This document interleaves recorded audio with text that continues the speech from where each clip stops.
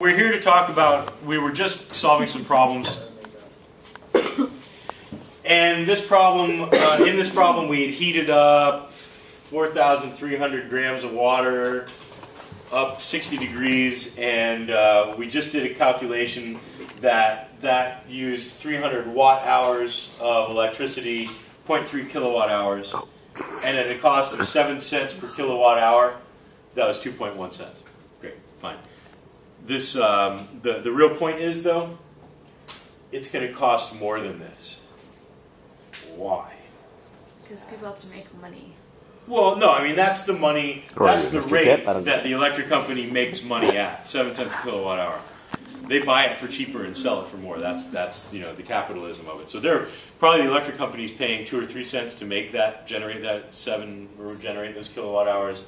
They sell them for 7. So they're making money. So no, that's not it. It's not a capitalist thing. It's a physical science thing. Why is it actually in real life to heat up that water from here's my pot of water, here's my electric coil again. If I want to heat up this water, hold on, I need a blue marker. 60 up 60 degrees Celsius with my electric stove. The calculation says that 300 watt hours costs us 2.1 cents. So why am I saying that it's going to cost you significantly more than that? You're losing energy on the side? You're a genius. Yes, you're losing energy. This is because of what we call the second law of thermodynamics. You write this down?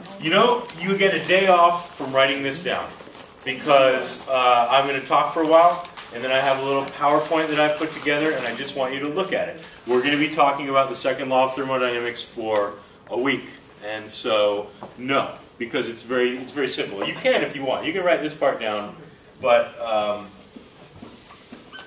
you don't have to take notes during the PowerPoint. Good. Fine. Thank God.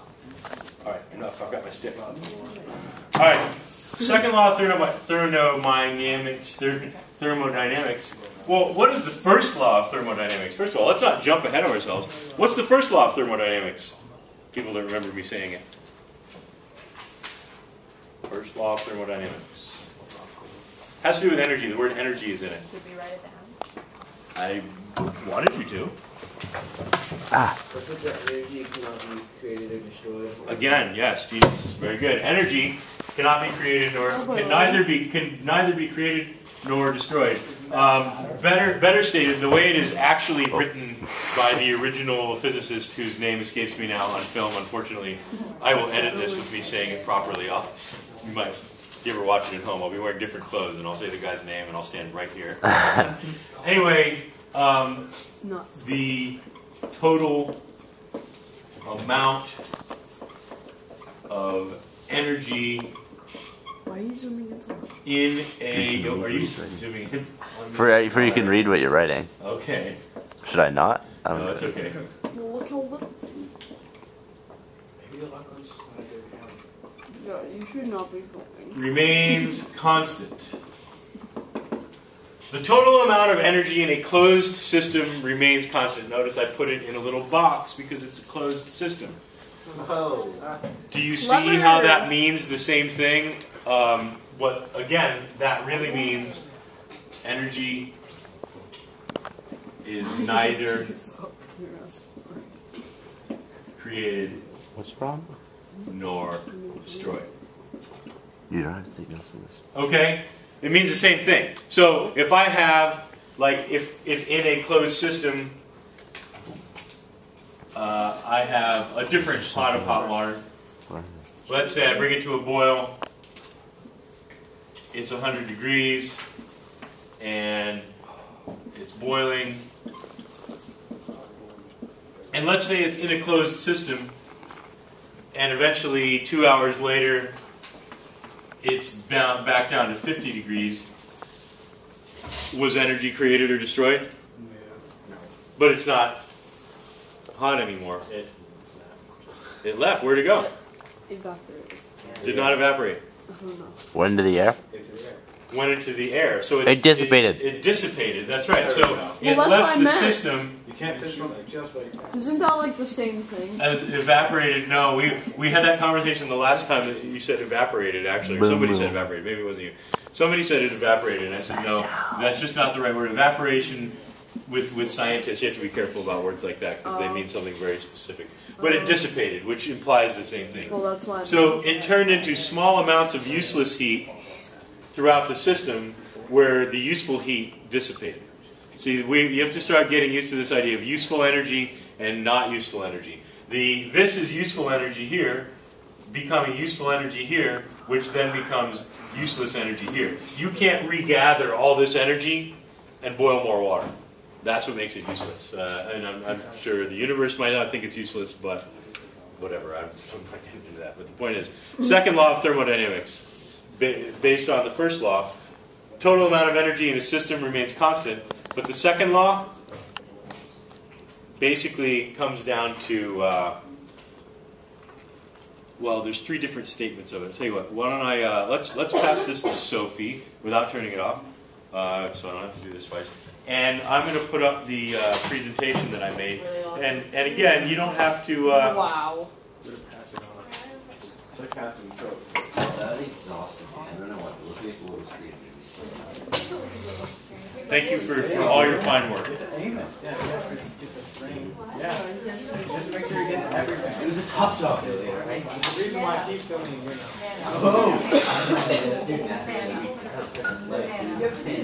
Alright folks, I know this is a pretty talky sort of day, but that's alright. When I'm done with it, you guys are pretty much going to be Chilling? What's the date? chilling. The date today is the 5th of October. Alright folks, so second law of thermodynamics could be the most important thing you learn. Please don't eat in my class. I know you don't have to pretend you're not. I'm just saying. Can somebody just knock on the door? Yep. Hi, how are you? Okay, excused. Too bad. That's stupid. I'm not singing. Wow. You really good counting. I know. Please just finish them. No, I'm sorry, you can't. I'm gonna faint. There will be some time a little bit later. Alright, ladies and gentlemen, can you see this okay? Do I need to lower the blinds in the back? Yeah, that'd be cool. You just want me to do that so you can eat the rest of it. Put it down, please. Put it away. Like, really put it away. Yo, she says. Putting it away. Okay, everybody. No, like, really. I am. Next time it becomes mine and you get in trouble. I'm hungry too. I'm starving. Oh my god, I thought those were really?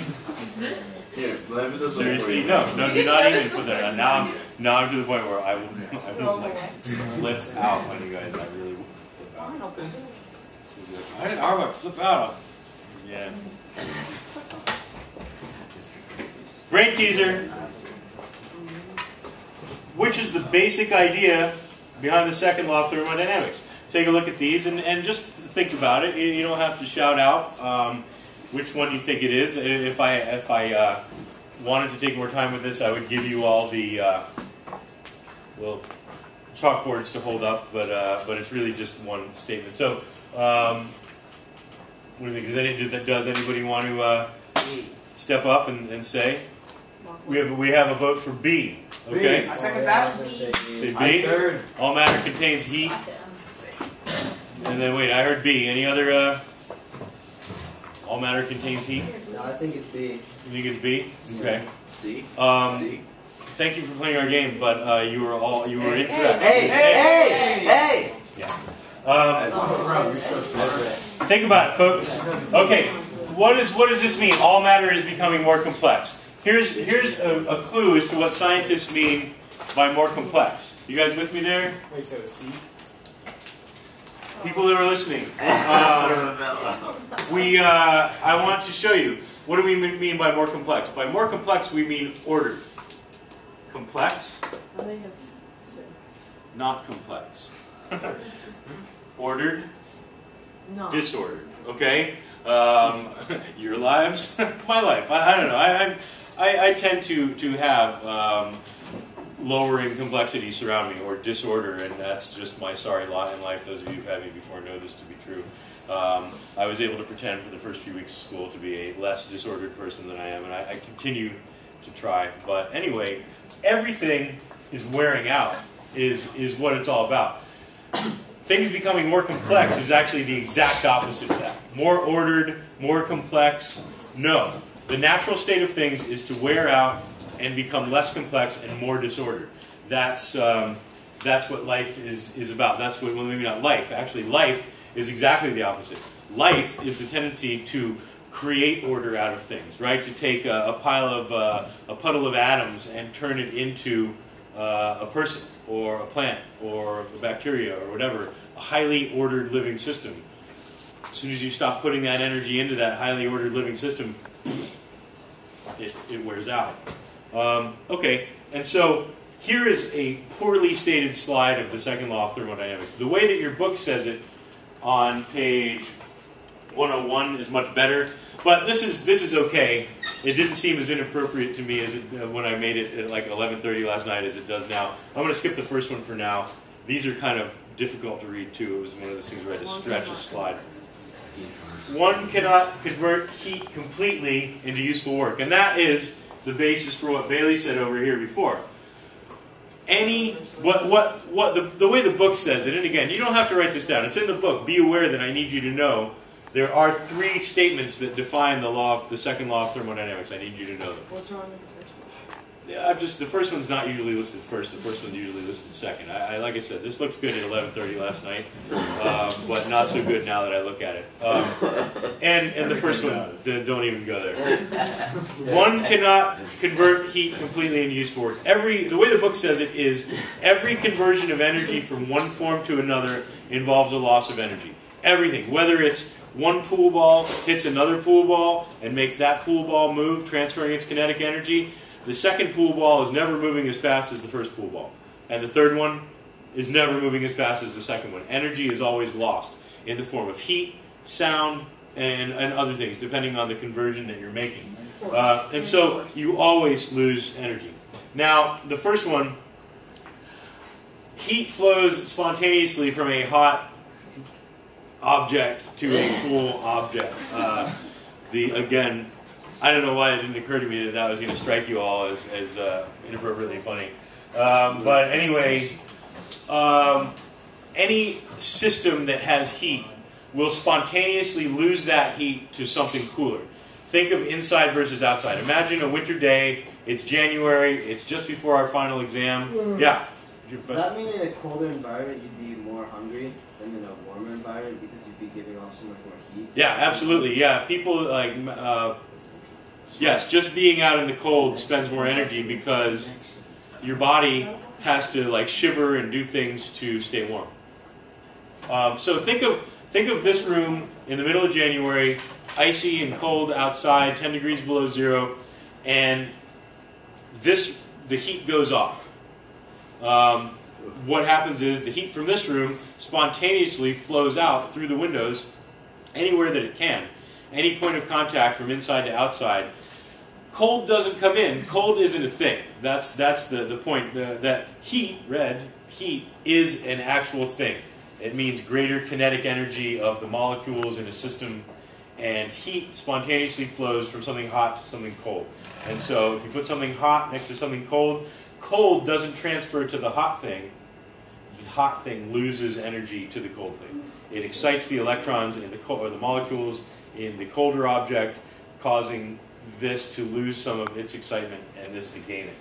And then finally, every isolated system becomes disordered in time. Everything becomes disordered over time. What does that mean? Let me stand over here. I love this slide. It's very 1970s, literally. This clearly came from some sort of 1970s physics textbook. But over time, order becomes disorder. Less energy is available to use over time. In this pot of water that started at 100 degrees. And when we say energy available to use, what could I use this energy for? Like, What? Corn? Is that what you said? Yes, fine. Cook corn. Right, exactly. I could put ears of corn in here, and that energy would transfer to the corn and make the corn cooked, or pasta or rice or anything. That's useful work. That's useful work that this water can do. After the water sits for a while and becomes 50 degrees, it can do a lot less useful work than it could do when it was at 100 degrees. And then eventually it'll become room temperature and it can't do any work at all. All of that heat will be in the system and you can't regather. There's no disorder reversing process. I'm walking my hand with it. I'm thinking of another hand right now. Anyway. What's another one? Never mind. So what this picture means is that brand new car. That's what the little cartoon shiny lines are implying. Brand new car. Of course, this car was brand new. This is like a 1973 Le Mans, if I'm not mistaken. But anyway, yeah, actually, pretty sweet ride back in 1973. But over time, like now, when you see this car in Harmony Lot, first of all, you stay away from it because you're like, great big person driving old Le Mans, scary man, and you know it's a man. I mean, come on. But anyway, or a really old lady, you know. Sorry. Okay. Point is, what is this? Now the straggly lines are here to imply rust and falling apart bumper and maybe like broken headlight and whatever. So that's over time. Anything that's ordered becomes disordered. Think of not just my room, which was nice and ordered when you walked in here at the end of August. Now it's becoming slightly disordered. Think of your room. Think of your car. Those of you that drive cars. You clean your car, you vacuum it out, you throw away the food packages, the McDonald's bags in the back seat, and the pizza boxes, and the old socks that you took off after gym class or whatever. Hey guys, come on. I want you to stay with me here. The system becomes more disordered over time. And so that's what happens. And so what about this? Here's a living system. Living systems, starting from here to here. First of all, let's start with this guy. Over time, disorder increases. Now, here we have sort of the opposite of disorder. This young person, you know, still becomes a relatively orderly-looking young man. How? What is it that allows this to happen? Why didn't the little child just go to becoming energy? That's right. I said that. Huge input of energy, says Megan, and she's absolutely right. Energy and food in the form of food and you know, activity and things like that. Not to mention a constant supply of new clothing. God knows, I've been doing that all the time. They allow this highly ordered system to be built up, and then over time, think about it. Kids have to eat a lot and they have to sleep a lot. Sleeping is when your body rebuilds itself.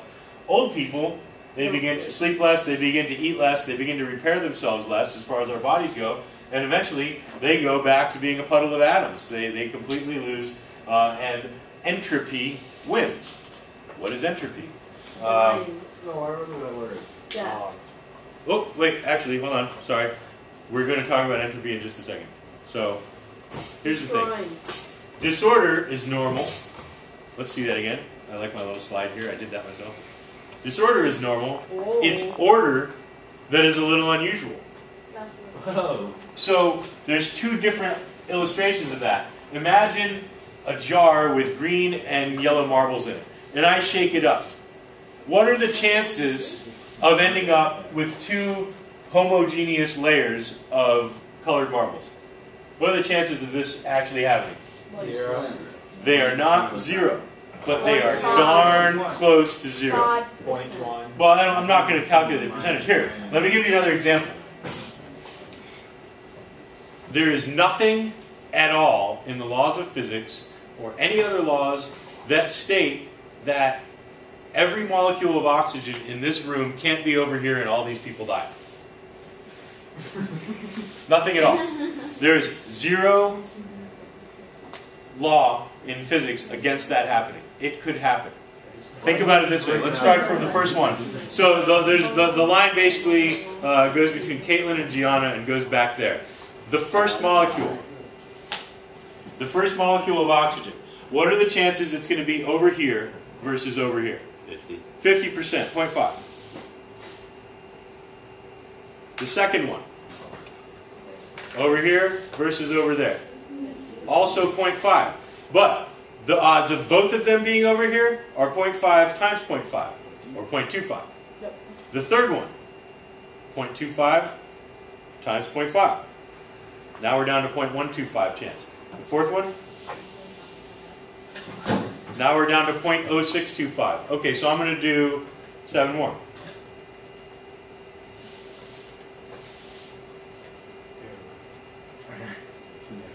The chance of the first 10 oxygen molecules being on this side of the room is 0.0009. So less than 1/1000th of a chance. Actually, I think okay. Less than 1/1000th of a chance already. And we're talking about 10 oxygen molecules. There are approximately 10 cajillion oxygen molecules in this room. The chance is still not 0, but it's darn close to it. So that's the point. Probability says this is much more likely. Extraordinarily more likely. Millions and millions and millions and millions and millions and millions and millions of times more likely that it's going to be disordered as opposed to highly ordered. So and another example here, those are bricks, by the way. I had to stretch the image to get it to fit on the PowerPoint. And so it used to be a guy throwing bricks, now it's a guy throwing long, long bricks. But basically what you have is this guy standing between two piles, throwing bricks like this. Where's he getting these bricks from? I almost said who he was getting them from, but I'm not going to. Throwing bricks like this. From his arms. What? Anyway, you guys, you're getting away. I know I'm talking a lot, but you guys are getting away from me here, and I'm just, I know this is a lot of talk, but you guys are capable of staying with me here, so please do. It's extraordinarily unlikely that the bricks are going to fall in nice, neat rows and make a brick wall that's offset, and the bricks aren't like, it's in a perfect structural situation for a brick wall. It's not impossible that would happen. You're just throwing them. You're not looking. It could happen. But what is it? It's much, much more likely that it's going to happen this way. And so, increasing entropy. This is entropy, this sense of disorder that is natural to the universe. What you have to understand about the word entropy is that it means increased disorder. Disorder grows with entropy. So, entropy decreases order. Here's just a little cartoon that I found that's moderately funny. Department of Entropy, door's falling off the hinge, the clock's lost a hand, the phone's off the hook, the garbage can's falling over, the calendar's still on 1967, the graph is going down and down and down and down. Anyway, so that's the idea though. That's the natural state of affairs. Any of these things with a little bit of energy input could be reversed, which is called enthalpy, but let's not get into that. Point is, entropy increases disorder. We're down to the last 2 slides, and then literally we're good. Okay, so what does this all mean? What does this mean as far as energy balance? So here we have a process, and whether that process is boiling water, starting a car, throwing a ball, catching a ball, falling down, standing up, rolling down a hill, skiing, jumping, you get the idea. Whatever the energy conversion process is, you have this amount of energy input, and you notice how the arrow is smaller. Our usable energy output is always smaller than what we put in. That's the second law. Why? Because our less useful energy output, our useless heat energy, or sound energy sometimes, right? Like, I transferred a lot of that kinetic energy to the desk here, but some of it was lost as heat. And if we had a good enough thermometer, we would have measured a temperature rise. Alright, anyway, point is, closed system. Energy input equals usable energy output plus the useless energy output. Okay? And that's the idea. And with this, another diagram, work is done by having essentially hot stuff become cold stuff. High energy stuff become low energy stuff, and in the process, you harvest some work out of it. Whether you're boiling water to make pasta, or whether you're throwing a bowling ball down the lane, you get some work done, you knock down the pins, but the ball is not moving as fast. Or you boil the water and there's not as much energy in the water unless you keep putting it in. That is the second law of thermodynamics, and that is why I always say there's no free lunch with energy. Thank you very much for your attention. And you may... Oh, wait. What? You want to pause? Today's lecture is sponsored by the color red. Thank you.